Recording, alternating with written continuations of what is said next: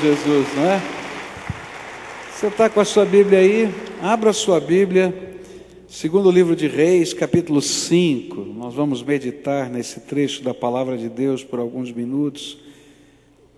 Segundo livro de Reis, capítulo 5, a partir do verso 1, onde a palavra do Senhor nos diz assim: Naamã, o comandante do exército da Síria, era muito respeitado e estimado pelo rei do seu país, porque por meio de Naamã o Senhor Deus tinha dado a vitória ao exército dos sírios. Ele era um soldado valente, mas sofria de uma terrível doença da pele. Num dos seus ataques contra Israel, os sírios haviam levado como prisioneira uma menina israelita que ficou sendo escrava da mulher de Naamã. E um dia a menina disse à patroa: eu gostaria que o meu patrão fosse falar com o profeta que mora em Samaria, pois ele o curaria da sua doença. E então Naamã foi falar com o rei e contou o que a menina tinha dito. E o rei ordenou: vá falar com o rei de Israel e entregue esta carta a ele. E então Naamã saiu levando uns 350 quilos de prata e uns 70 quilos de ouro e 10 mudas de roupas finas. A carta que ele levava dizia assim: esta carta é para apresentar Naamã, que é meu oficial. Eu quero que você o cure. Quando o rei de Israel leu a carta, rasgou as roupas em sinal de medo e exclamou: como é que o rei da Síria quer que eu cure este homem? Será que ele pensa que eu sou Deus e que tenho o poder de dar a vida e de tirá-la? Ele está querendo briga. E o profeta Eliseu soube do que havia acontecido e mandou dizer ao rei: por que o senhor está tão preocupado? Manda esse homem que venha falar comigo, e eu mostrarei a ele que há um profeta em Israel. E então Naamã foi com os seus cavalos e carros e parou na porta da casa de Eliseu. Eliseu mandou que um empregado saísse e dissesse a ele que fosse se lavar 7 vezes no rio Jordão, pois assim ficaria completamente curado da sua doença. Mas Naamã ficou muito zangado e disse: eu pensava que pelo menos o profeta ia sair e falar comigo e que oraria ao Senhor seu Deus e que passaria a mão sobre o lugar doente e me curaria. Além disso, por acaso os rios Abana, Farpar e Damasco não são melhores do que qualquer rio da terra de Israel? Será que eu não poderia me lavar nestes e ficar curado? E foi embora muito bravo. E então os seus empregados foram até o lugar onde ele estava e disseram: se o profeta mandasse o senhor fazer uma coisa difícil, por acaso o senhor não faria? Por que que o senhor não pode ir se lavar, como ele disse, e ficar curado? E então Naamã desceu até o rio Jordão e mergulhou 7 vezes, como Eliseu tinha dito, e ficou completamente curado. A sua carne ficou firme e sadia, como a de uma criança. E depois ele voltou com todos os seus homens até o lugar onde Eliseu estava e disse: agora eu sei que no mundo inteiro não existe nenhum Deus a não ser o Deus de Israel. Aceite um presente meu, por favor. E Eliseu respondeu: juro pelo Senhor, o Deus vivo a quem sirvo, que não aceitarei nenhum presente. Naamã insistiu com ele para que aceitasse, mas ele não quis. Oremos ao Senhor. Pai, agora que lemos a Tua palavra, aplica com o Teu Espírito Santo a cada coração a Tua mensagem. Só o Senhor pode falar com a alma, com o coração do homem e aplicar as necessidades de cada um de nós. Senhor, nós não viemos aqui apenas para um evento, nós viemos aqui porque o Senhor está aqui. E porque o Senhor está aqui, queremos sair daqui tendo marcada a nossa vida com a Tua presença. É aquilo que oramos em nome de Jesus. Amém e amém. Você pode sentar-se, querido. É interessante a gente estar olhando aqui para esse auditório, vendo tantas pessoas de farda. E é interessante também que dentro dos costumes de todos que usam farda, tem uns negócios pendurados aqui, que nem essa medalha. Me permita, né? Coronel, vem aqui um pouquinho, né? Dá para ver, pode alguém vir aqui fazer um detalhe aqui? Tem alguma câmera de detalhe aqui? Eu não entendo, mas tem aqui uma legião de plaquinhas. Não entendo, sinceramente, mas vocês entendem. Olhem isso aqui, entendem tudo que significam essas plaquinhas, né? Obrigado, coronel. Estou vendo aqui que tem um outro... Vem aqui, querido. Ó. Eu também não entendo, mas ele tem uma cordinha pendurada aqui também. Né? Não sei o que significa, mas vocês entendem, né? Obrigado. O senhor estava com essa farda aí de guerra, aí que a gente já fica preocupado. Só de olhar. A gente olha para cada um de vocês e às vezes a gente tem a intenção de olhar para a farda, para olhar para as medalhas, para os símbolos, e às vezes a gente que veste uma roupa assim, só olha para essas coisas também. Mas eu quero dizer uma coisa, e essa história fala sobre isso, é que atrás de cada farda tem um ser humano, de carne e osso, que vive as mesmas situações que cada um de nós vive. E mais do que isso, não importa se eu uso uma farda ou um paletó, ou se eu uso a roupa de um médico, ou se eu uso o uniforme, você não é a farda, você não é o paletó, você não é o título que você carrega, você é um ser humano que Deus tem prazer em ter comunhão com você e tem um plano para a sua vida. E a história de Naamã é bem isso. Tem um homem que era um poderosíssimo general. Esse homem tinha feito, no reinado de Ben-Hadad II, ele tinha feito toda a estratégia militar que fez com que a Síria, naquele momento da história, fosse a maior potência bélica da região e tivesse dominado os povos daquela região. E que esses povos agora pagavam tributos ao rei Ben-Hadad II. E mais, segundo os costumes daquela época, e por isso Naamã era um homem tão rico, que vai poder levar presentes tão preciosos assim, segundo o costume daquela época, o exército que conquistava a batalha, ele tinha o direito do saque ou do espólio. Então, quando ele entrava numa cidade, ele saqueava o que ele queria, e aquilo era o pagamento dos soldados. Então, além de ser uma potência bélica, além do rei receber o tributo, o soldado, o comandante, toda a tropa ficava com espólio. E ele era um homem muito rico. Mas esse homem estava doente. E ele tinha uma doença, uma lepra, e essa doença naquele tempo histórico era uma calamidade. Os costumes daquele tempo nos dizem o seguinte, que quando alguém ficava com lepra, ele era banido da sociedade, porque eles não sabiam como a lepra se transmitia e tinham medo do contágio. Então o que fazia? Essa pessoa se escondia, saía fora da cidade, ficava num lugar obscuro. E em alguns lugares até, quando chegava alguém, ele batia um sino e dizia, sou imundo. E todo mundo tinha que sair correndo, porque alguém podia pegar a doença. A família não podia visitá-lo, as pessoas não podiam ter contato com ele. E a lepra agora estava no corpo de Naamã. Bom, muito provavelmente Naamã, porque era um homem poderoso, não tinha sido banido da sociedade.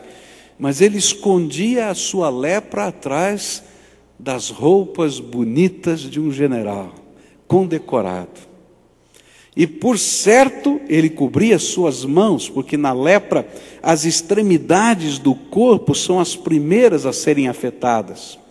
E ele então escondia-se de todo mundo.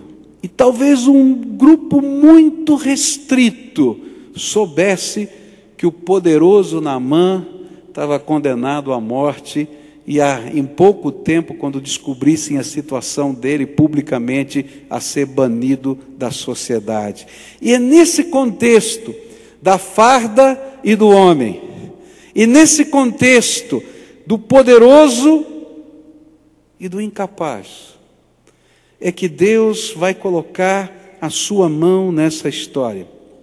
E nessa noite eu queria olhar algumas lições sobre a verdadeira fé, como ela opera dentro da nossa vida, e como eu posso caminhar com Deus em meio a todas as situações da vida, porque Deus está olhando não para a farda, não para a posição, não para o título, não para a medalha, não para o paletó, não para a roupa que você usa ou a sua profissão.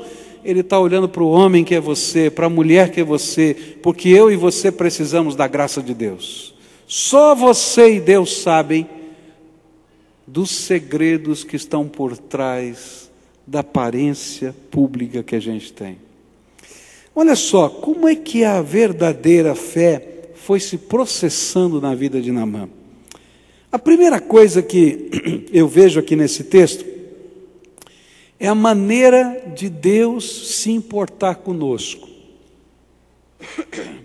Naamã era de uma outra cultura, e naquele tempo os deuses eram deuses que tinham a ver com a nacionalidade. Um dos aspectos da nacionalidade é adorar o Deus do seu país. E de repente ele vai a Israel, e ele conquista uma cidade, e ele leva um presente para sua esposa. Ele leva uma escrava, uma menina. E eu fico pensando como Deus é bom, porque permite que essa menina seja capturada, levada para a casa de Naamã, e essa menina, apesar de ser uma escrava, uma desterrada, ela tem sentimentos de Deus na sua alma. E Deus vai usar essa menina como um instrumento dele, no lugar certo, na hora certa, para revelar para Naamã que só em Deus há uma esperança. Sabe como é que eu vejo que a verdadeira fé se processa? É que Deus se importa conosco, Ele nos ama, e Ele faz coisas incríveis na nossa vida.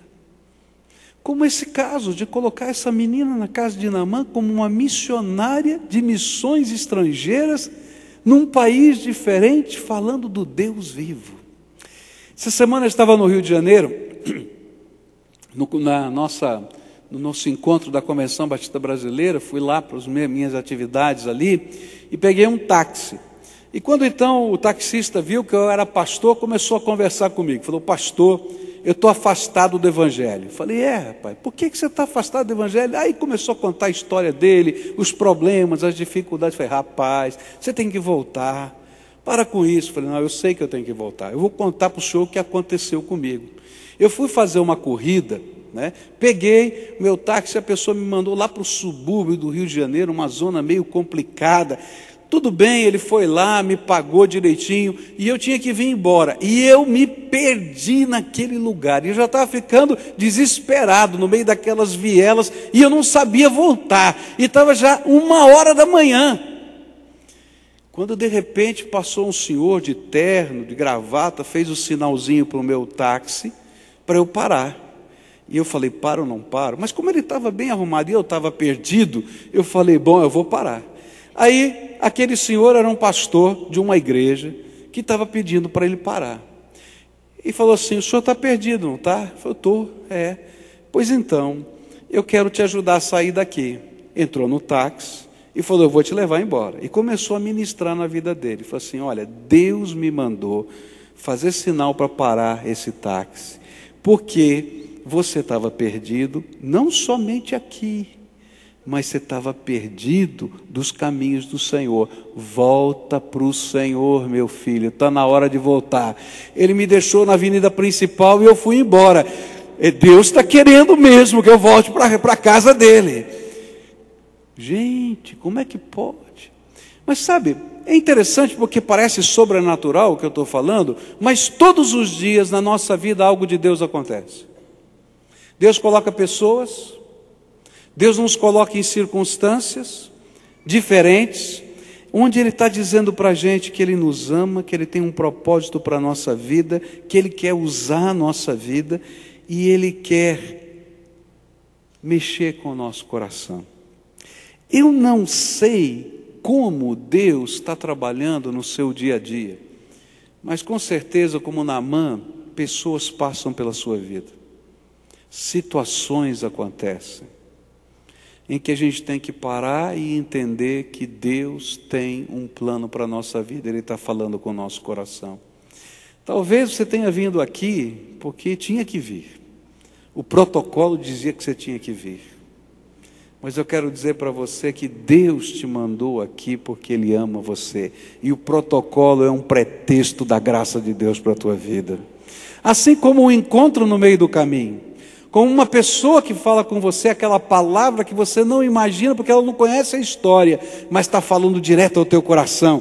A fé vem por esse ouvir. Esse ouvir que a gente sabe que Deus está falando conosco, que contagia o nosso coração, que traz a palavra certa, na hora certa. E a gente tem que reagir a isso. Segunda coisa que eu aprendo aqui nesse texto. Naamã, ele creu na palavra dessa moça como uma palavra de esperança. É como se alguém chegasse para ele e dissesse assim, olha, tem uma pessoa que sabe curar lepra, e essa pessoa está em Israel. Ele não estava ligando muito se ele era profeta, não era profeta, se tinha isso, tinha aquilo. Ele estava desesperado. Ele achou que podia existir uma solução para ele. Você já passou por alguma enfermidade difícil e alguém fala assim, olha, toma um chazinho de não sei o quê. Você vai lá e compra o chazinho e toma. É verdade, não é? Né? Ah, está com um negócio aqui no rim, toma chá de quebra-pedra, pata de vaca, não sei o quê. Já vi um monte desse negócio. Não é assim mesmo? Eu me lembro uma vez que eu estava com a diabetes descontrolada, me trazia fruta disso, fruta daquilo, porque essa aqui corta, essa aqui faz, não sei o quê. E tudo assim. Né? Nós somos parecidos. A gente quer achar uma solução. É claro que a gente tem limites nesse processo, dos nossos valores, da nossa vida.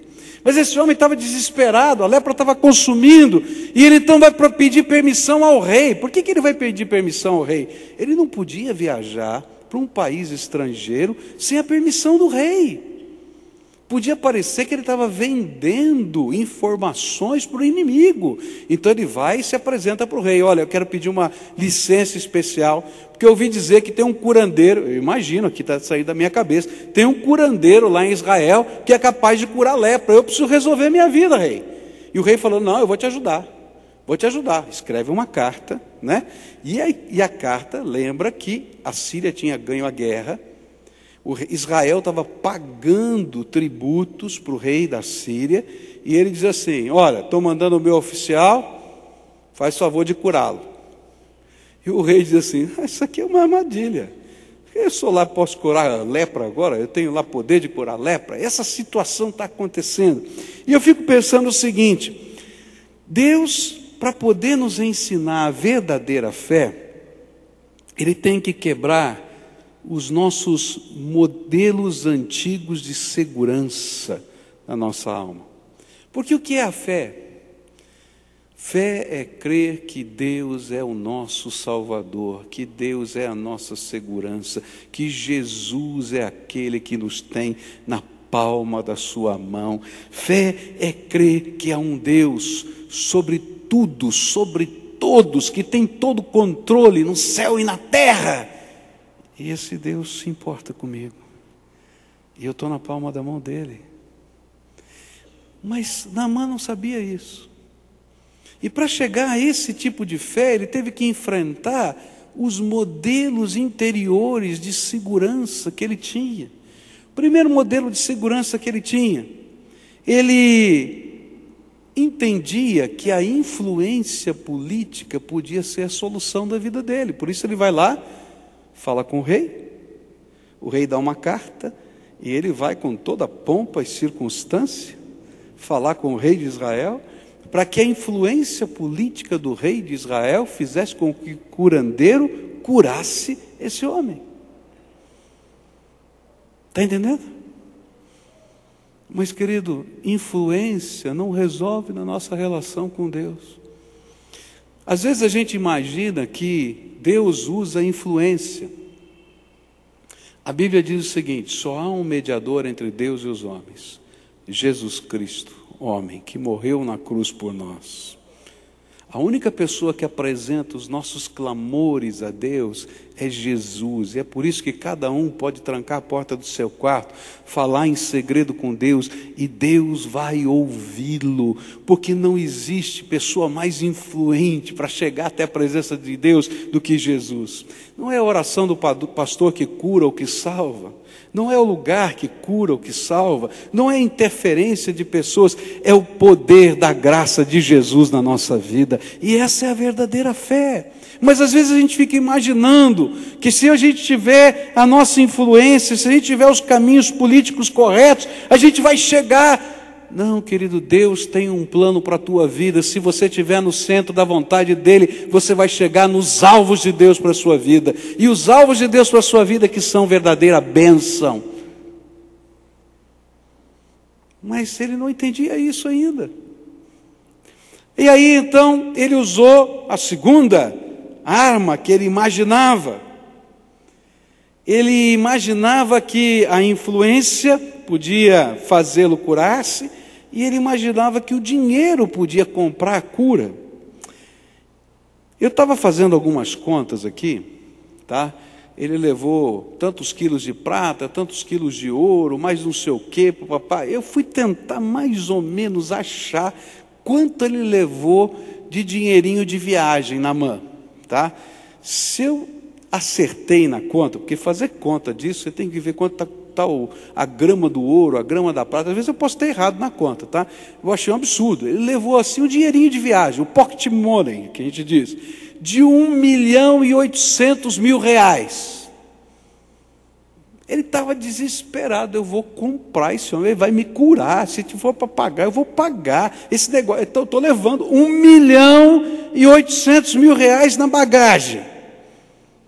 Para o rei, para o profeta, para quem precisar. Porque ele achava que a salvação dele estava no dinheiro.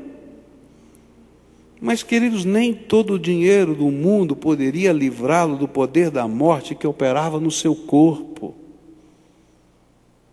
E era só questão de tempo para tudo virar poeira.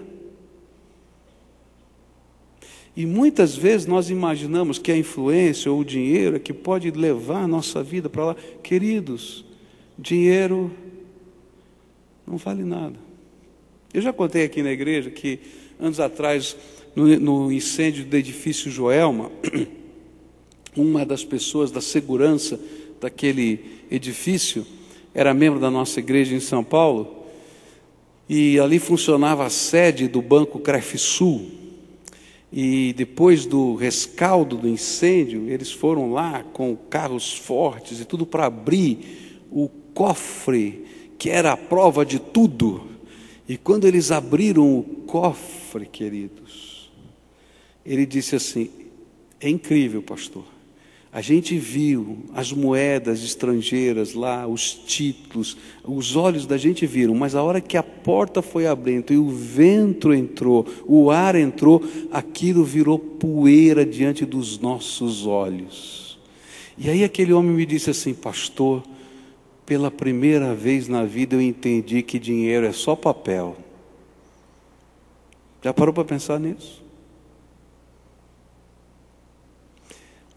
Às vezes a gente coloca a nossa segurança em alguns modelos que a gente aprende na vida, mas que não representam segurança para nós.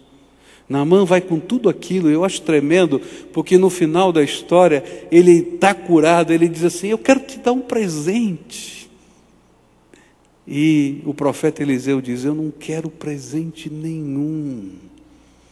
E eu acho tremendo isso, porque se você continua lendo a história, o intendente de Naamã, quando ele sai dali, ele vai, o intendente de Eliseu, quando ele sai, Naamã diz: não é possível, o homem não pediu nada, vou eu pedir para ele. E ele corre atrás, e aí Deus julga o intendente desse homem, colocando a lepra de Naamã na vida dele. Por que isso acontece? Porque Deus queria que nós entendêssemos que a nossa segurança verdadeira, eterna, dessa vida e para toda a eternidade, está quando a gente se coloca na palma da mão do Deus vivo. E Ele não precisa de nada, Ele é o Deus vivo. Naamã precisava aprender isso. Está entendendo? Dinheiro não era a solução de Naamã. E aí então ele vai, e eu acho tremendo isso, ele chega na porta da casa do profeta. Chega na porta da casa do profeta, já com ordem do rei. E ele está esperando o quê? Que o profeta venha e cumpra certos rituais pré-estabelecidos na sua mente. E o profeta, cá entre nós, cara de pau, manda o empregado dele e diz assim: olha, Deus vai te curar, toma 7 banhos aqui no Rio Jordão. E entra na casa dele e vai embora. E o general fica bravo. Peraí, eu faço uma viagem da Síria, falo com o rei de Israel e o profeta não vem falar comigo? Que negócio é esse? Manda o empregado dele aqui falar comigo? Que negócio é esse? E manda tomar 7 banhos nesse riozinho porcaria que tem aqui. Tem rio melhor lá na minha terra. Fosse para tomar banho, tomava em casa. Que é isso, vai tomar banho? Não, ele tinha que vir aqui, fazer sei lá o quê, e eu vou ficar bom. Ele tinha um negócio na cabeça.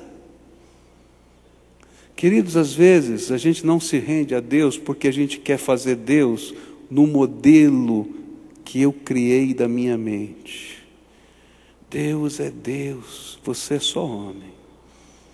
A gente tem que se render à verdade e à grandeza de Deus, e não Deus se render à nossa pequenez. E aí, por isso é que Eliseu não foi falar com ele. Porque ele precisava entender, ele precisava compreender que não era do jeito dele, do processo dele, que não era o que ele tinha idealizado, mas era se colocar na palma da mão de Deus. Isso é verdadeira fé. Mas ele tinha que vencer um outro problema: o orgulho da sua posição. É muito interessante porque, às vezes, a roupa que a gente está usando, a farda, às vezes o título, às vezes o que nós imaginamos que as outras pessoas esperam de nós por causa dessa roupa, dessa farda, nos impedem de atender o chamado de Deus na nossa vida e de fazer o que Deus tem para que nós façamos. Há um supremo comandante da minha vida, e esse é o Senhor Jesus Cristo. A Bíblia fala que nós somos cidadãos de 2 cidades: a cidade celestial e a cidade terrena. Mas que eu tenho um supremo comandante que está acima de qualquer comandante nessa terra, que é o Senhor Jesus, da minha cidade eterna. E a Ele eu devo toda a lealdade. E não importa o que os outros pensem de mim, eu tenho que servir ao Senhor da glória, porque Ele é o Senhor. Mas aí Naamã está lá, ele está com um problema, ele está doente, ele foi lá buscando a cura, mas ele tem que vencer um problema dentro do coração, o seu orgulho, o orgulho da sua posição. O profeta não me viu, os meus rios são melhores, a minha nação é mais forte.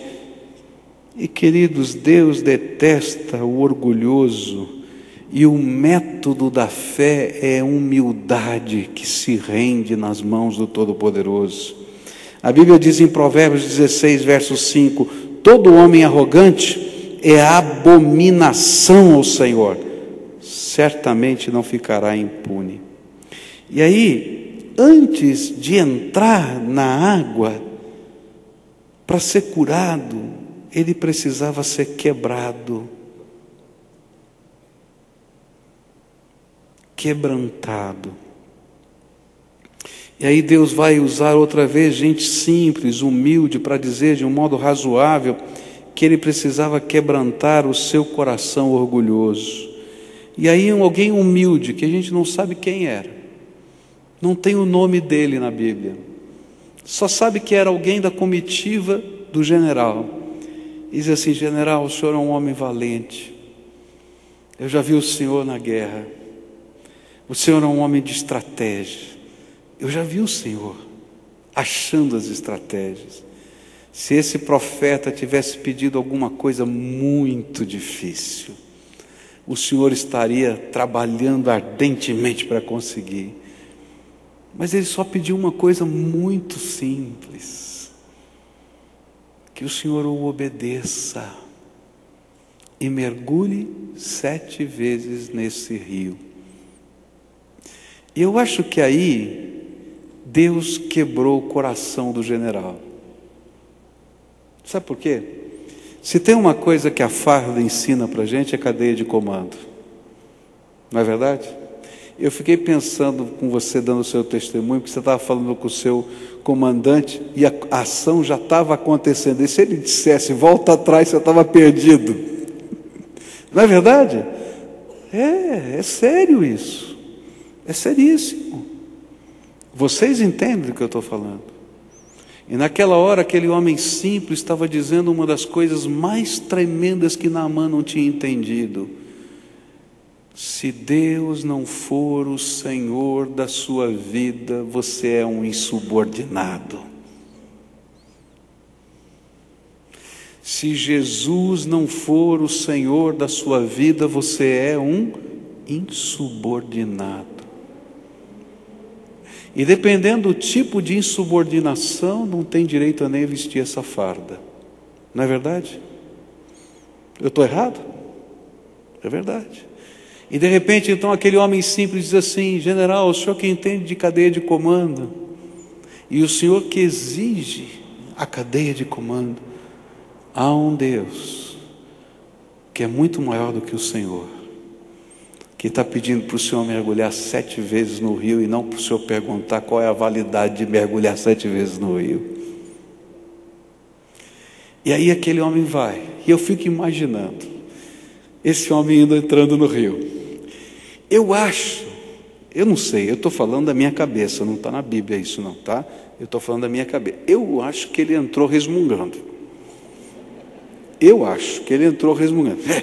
Esse riozinho aqui, esse negócio e tal, mas tá bom, vamos tentar e tal, porque o orgulho, ele não se quebra num instante.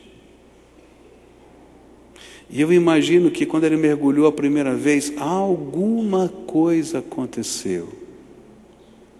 E ele começou a olhar e perceber que alguma coisa estava acontecendo. E aí ele mergulhou a segunda vez, a terceira, a quarta, a quinta, a sexta, e na 7ª vez, ele e toda a sua comitiva podiam olhar para a carne desse homem que já estava marcada pela lepra e vê-la como a carne firme, bonita de uma criança. Porque o poder de Deus estava lá agindo na vida daquele homem que entendeu a principal lição, que é submeter-se ao Todo-Poderoso durante toda a vida. Se ele não passasse por esses processos, ele não poderia caminhar com fé. E é interessante que esse homem faz um voto com Deus, e ele diz: de hoje em diante, esse Deus é o Deus da minha vida. Terceiro e último aspecto que eu vejo aqui nesse texto sobre a fé verdadeira é que antes, aquilo que ele estava buscando era uma mágica cara Mas agora, aquilo que ele estava buscando se transformou num relacionamento poderoso de fé com um único Deus vivo e verdadeiro. Queridos, não existe mágica cara ou barata. O que existe é, ou a gente anda com Jesus, ou a gente está perdido. Olha, você pode ir procurar a mandinga que você quiser, que não vai resolver o problema do que está dentro do teu coração. Mas se você andar com Jesus, o poder de Deus se aperfeiçoa na sua fraqueza todo dia. Pode ter certeza disso. Aquilo que precisava ser comprado, agora era aceito por fé na graça deste Deus vivo e verdadeiro. A gente não entende o que significa Jesus ter morrido na cruz do Calvário por nós. Eu repito isso muitas vezes aqui nos cultos, porque a gente não compreende o que significa Jesus ter morrido na cruz do Calvário por nós. Um dia Deus, o Pai, e hoje é dia dos pais, Deus, o Pai, olhou para você e para mim, nós, seres humanos, e Ele não viu farda como o Pai não vê farda. Quando eu vou na casa da minha mãe, ela não me chama de pastor. Sabe como é que ela me chama? De Júnior, porque eu sou o Júnior da casa a vida inteira. Já tenho 54 anos, eu continuo sendo o Júnior da casa. Não é assim? O Deus Pai olhou para a gente e viu as nossas necessidades e como Ele nos amava, e vendo que a gente estava perdido nos nossos pecados, nas nossas confusões, nas nossas correrias, Ele se esvaziou da sua glória e majestade, do Deus infinito. E Agostinho disse que o mar não cabe dentro de um balde, por isso Deus teve que se esvaziar da sua glória para caber na forma humana, e nasceu aqui entre nós, encarnou-se Jesus Cristo, o Deus encarnado, o Emanuel, o Deus conosco. E Ele veio aqui, andou conosco, caminhou entre nós, para fazer algo que eu e você não podíamos fazer. Ele sabia que o pecado que eu tenho na minha vida é desgraça que mata, porque a Bíblia diz que o salário do pecado é a morte, mas o dom gratuito de Deus é a vida eterna em Cristo Jesus. E então Ele toma o meu lugar e morre por mim na cruz do Calvário. A Bíblia fala que esse sacrifício foi em substituição. Ele pulou. Você imagina assim, né? Se você está fazendo uma guarda do presidente e alguém vai dar um tiro, né? Aqueles homens são treinados para pular na frente e tomar o tiro. Não é verdade isso? Tá? Jesus tomou a bala. Ele tomou a consequência dos nossos pecados na cruz do Calvário. E sabe, não parou aí. Naqueles 3 dias antes da sua morte e ressurreição, Ele desceu a um lugar que a gente conhece como inferno, que a Bíblia chama de Hades. E naqueles 3 dias Ele esteve lá por minha causa e por você, para que você não precise entrar naquele lugar. E quando Ele ressuscitou dentre os mortos, Ele ressuscitou trazendo nas suas mãos 2 chaves, a chave da morte e do inferno, que Ele arrancou das mãos de Satanás, para que todo aquele que crê em Jesus não pereça, mas tenha a vida eterna. A gente não entende a grandeza do amor de Deus. É graça, é amor, é misericórdia, que não pode ser comprado, é relacionamento, é Deus intervindo, que só pode ser aceita por fé. Quem pode comprar o amor? Dá para comprar o amor? Não. Sabe que quem ama espera, não é um presente, espera ser amado. E é isso que esse homem tinha que aprender. Ele tinha que aprender que nesse contexto da vida, ele não iria comprar a sua salvação, a sua cura, mas ele ia receber de graça. E aqueles 7 banhos que estavam ali para tomar, era muito mais para ele entender que ele estava se rendendo. E é isso que Deus deseja infundir dentro do nosso coração, um relacionamento poderoso com Ele. Por isso, nessa noite, eu queria orar com você, como a gente faz aqui nos cultos, todo domingo.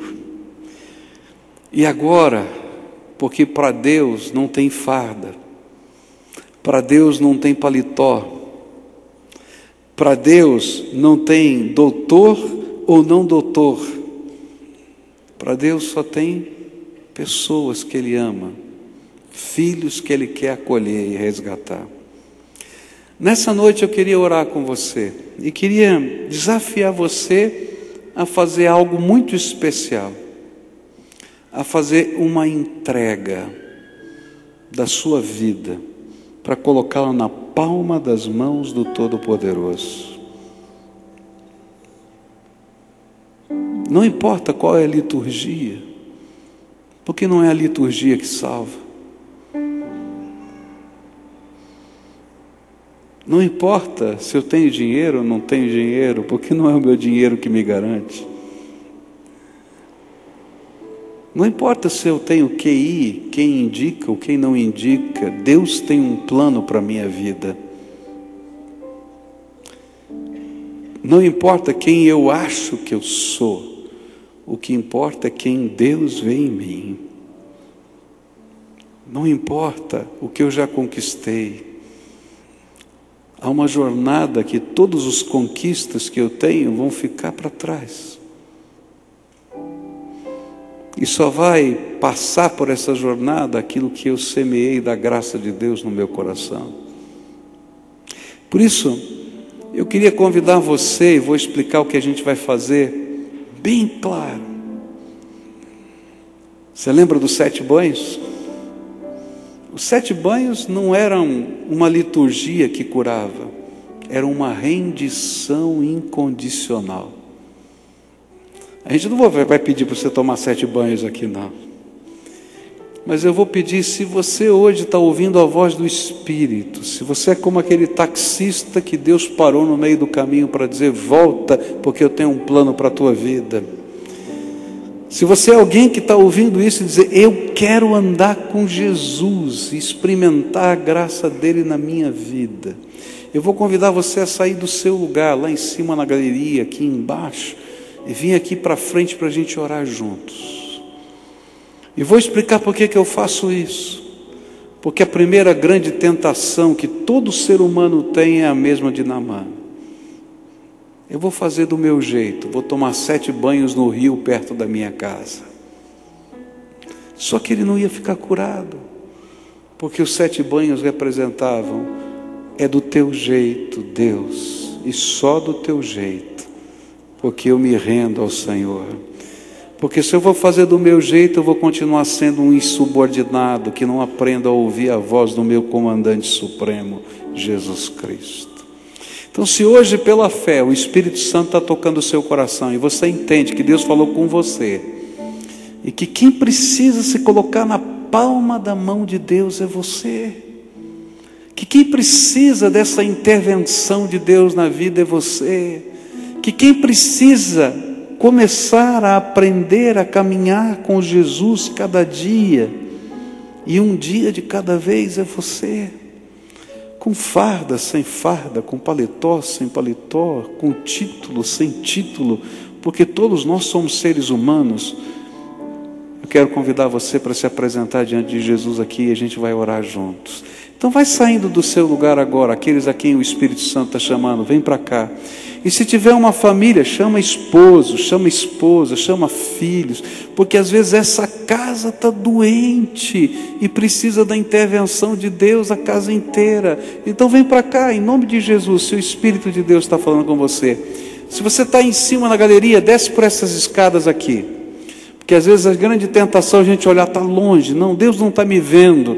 Deus está vendo você, filho, porque Ele sabe o seu nome, sabe quantos cabelos você tem na cabeça. Você é precioso demais para o Senhor. Vem para cá se Jesus está falando com você. Vem para cá. Não importa quem você seja, qual o teu nome, qual o teu título, qual o teu posto. Nós estamos diante do Senhor eterno. Ele é digno de toda honra, toda glória, todo louvor. E quem precisa dele sou eu. Quem precisa dele é você. Nós somos aqueles que precisamos da intervenção de Jesus na nossa vida. E hoje nós vamos fazer uma entrega incondicional, total, do teu jeito, Senhor, para cumprir a missão que o Senhor tem para a minha vida. Aquilo que o Senhor quer falar comigo, eu quero hoje. Quem o Espírito Santo de Deus está falando, levanta agora em nome de Jesus. Se tem alguém se sentindo oprimido por Satanás, na autoridade do nome de Jesus eu repreendo você, Satanás. E quero dizer que há liberdade em nome de Jesus para cada pessoa tomar a sua decisão aqui. Se o Espírito de Deus está falando com você, desce aí da galeria, desce aqui, vem para cá em nome de Jesus e a gente vai orar. Eu não vou ficar insistindo não, porque eu acho que isso é sério demais. Mas quem sabe, alguém vai dizer para você, como naqueles amigos de Naamã, se Deus estivesse pedindo uma coisa muito difícil, você faria?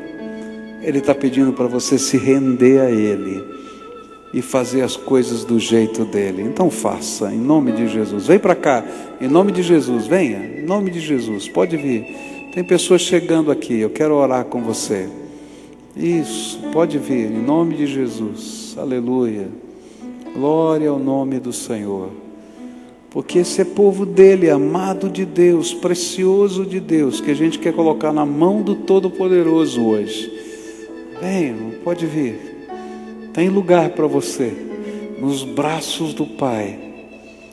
Tem lugar para você nos braços do Senhor da nossa vida. Ele é o Senhor e nós o adoramos. Isso, vou aguardar essas pessoas que estão descendo chegarem aqui e a gente vai orar ao Senhor juntos aqui agora.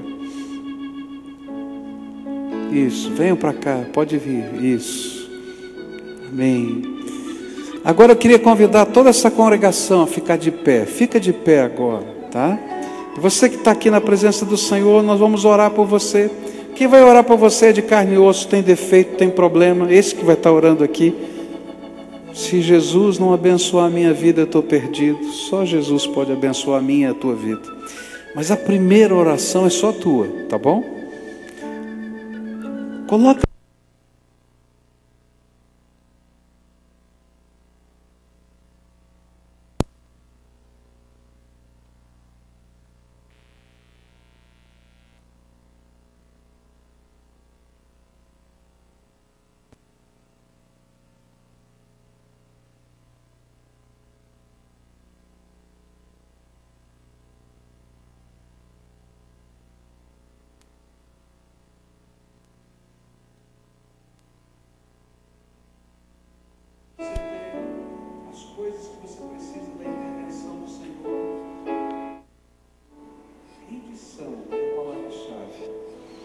do teu jeito, Jesus.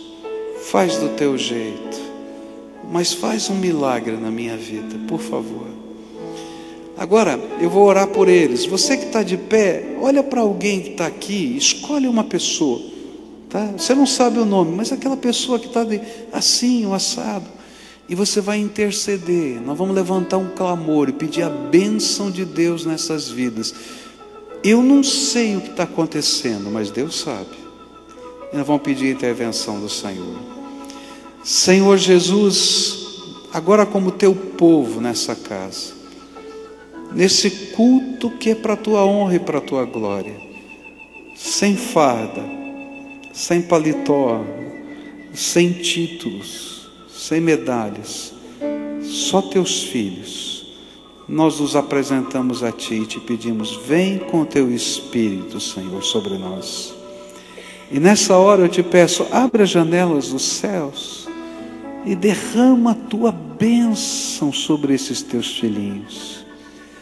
Eu não sei o que está acontecendo, mas eles estão, quem sabe, como Naamã, quebrados, machucados, por trás da roupa, por trás da imagem pública, tantas carências. E eu quero te pedir, vem com teu Espírito, vem com teu Espírito, Deus vivo, vem com teu Espírito, Papai, vem com teu Espírito, Deus Todo-Poderoso, e abençoa essas vidas. E que eles sejam agora abraçados pela tua graça, que milagres do teu amor comecem a acontecer na vida deles, não como uma mágica, mas como poder que transforma a nossa vida. Senhor, um poder que vai se aperfeiçoando dia a dia, quando a gente vai caminhando com o Senhor. Eu quero te pedir, Senhor, que nessa hora, aquilo que dói, que machuca, que separa, seja arrancado pelo sangue de Jesus. Que haja perdão, que haja restauração, que haja vida, e que o selo do teu amor se coloque sobre eles.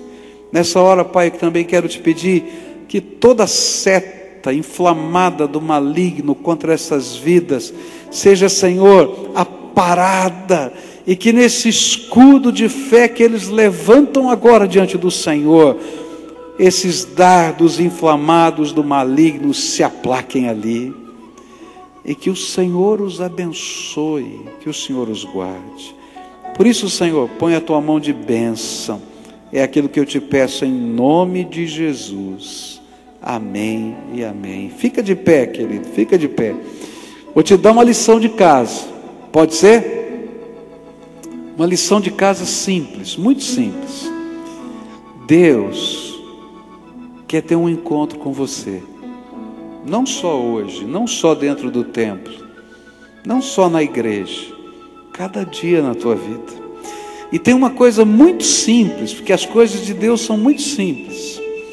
Jesus ensinou para a gente, olha, entra no teu quarto, fecha a porta do teu quarto e fala dos teus segredos para Deus.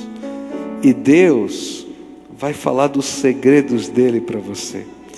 Então a lição de casa é muito simples. Marca um encontro com Deus todo dia. Vou dar uma sugestão. Separa 15 minutos do teu dia. É muito tempo? 15 minutos, não é? Vai para um lugar que ninguém vai te incomodar. Fala com Deus. Conta a história do teu coração, das coisas que estão acontecendo. Pede para Ele falar com você. Se você tiver uma Bíblia, eu sempre ensino isso aqui, tá? Você vai nessa hora, porque parece que 15 minutos é pouco tempo, mas eu quero ver você ficar falando 15 minutos com Deus, se você não tem intimidade com Ele. Quando tem intimidade, você fala 2 horas, não tem problema. Mas a gente não sabe. Então eu falo assim, Deus fala comigo, e começa a ler o Evangelho de Marcos. Por que o Evangelho de Marcos? Porque é o menor, só por isso, tá? Para você ter uma visão panorâmica do que Jesus ensinou. Terminou o Evangelho de Marcos, vai para Atos dos Apóstolos, que é a continuação. Depois continua de Atos em diante até o fim do Novo Testamento. Leia trechinhos pequenos. Quando você terminar de ler, diz assim, Deus me ensina, o que isso aqui significa para mim? Há uma promessa de Deus que o Espírito Santo nos ensinaria de todas as coisas. Aí você vai ter orado, colocado as coisas, e você vai pedir, Espírito Santo, me ensina. E o Espírito de Deus vai começar a aplicar a palavra na tua vida. E sabe, esse relacionamento é cura, é vitória. Naamã, se você continua lendo a história, ele vai levar um pouquinho de terra daquele lugar onde ele foi curado.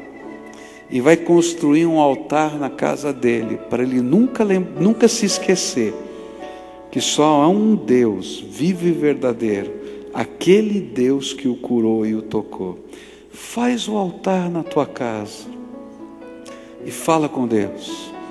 Vai vir fome de Deus, vai vir desejo de aprender mais. Deus vai te ensinar mais, mas começa. Se tiver uma família, você tem que fazer isso individualmente, cada um por si, como pessoa. Mas às vezes uma família está vivendo uma luta. Façam um outro momento da família. Senhor, nossa casa está passando por isso, nós estamos enfrentando isso.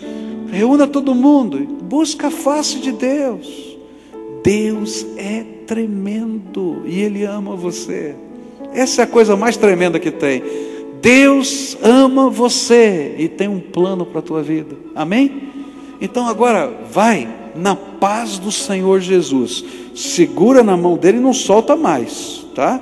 Porque isso é um relacionamento com Deus, não é uma liturgia, tá? Enquanto isso, vamos adorar a Deus para a gente terminar esse culto, tá? Canta com a gente e adora o Senhor.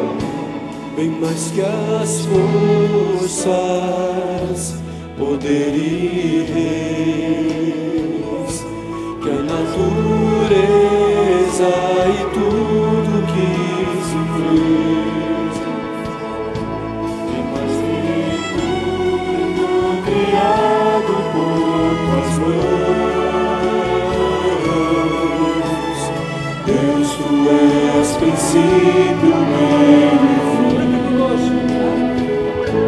Bem mais que as mares, bem mais que o sol, e as maravilhas que o homem conheceu,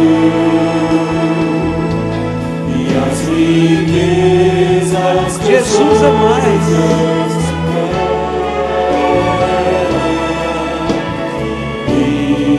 Incomparável és pra mim.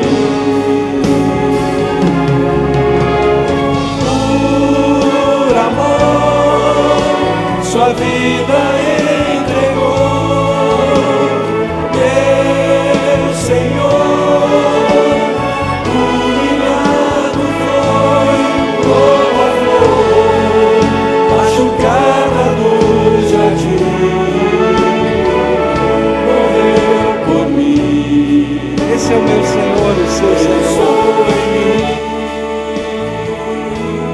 me amou.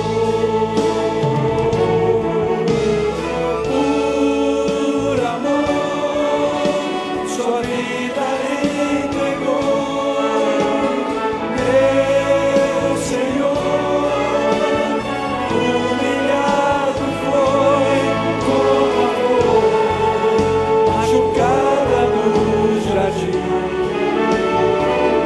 morreu por mim. Eu sou em mim, me amou como a flor, machucada no jardim, morreu por mim. Eu sou em mim, me amou.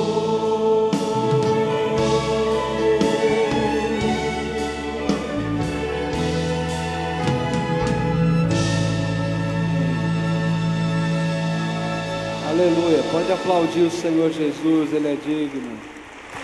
Nós vamos orar agora, encerrando esse culto. Vou impetrar a bênção apostólica. Você vai se assentar depois dessa oração. Nós vamos ouvir o pós-lúdio dessa banda. A banda vai ser os dois grupos juntos. Vai ser a banda que vai fazer o pós-lúdio. Todo mundo junto vai fazer, nós vamos ouvir. Quando toda a música terminar, o culto vai estar assim encerrado. Tá bem assim? Você aguarda, não saia não, tá? Vai ser muito indelicado se você sair enquanto a música estiver tocando nesse momento final. Esse é um tempo que a gente ora, que a gente fala com Deus, que a gente se apresenta diante dele, tá? Agora lembra disso, hein? Por trás do teu nome, por trás da tua farda, por trás do meu paletó, por trás do teu título, tem um ser humano que precisa de Jesus. Quem precisa de Jesus? Eu. Eu preciso de Jesus, não tem jeito, não é? Então vamos orar a Deus. Que a graça de nosso Senhor Jesus Cristo, que o amor de Deus, o nosso Pai, que a comunhão e as santas consolações do Espírito de Deus estejam com todos nós aqui e com o povo de Deus espalhado pela face da terra, hoje e sempre. Amém e amém. Você pode se sentar.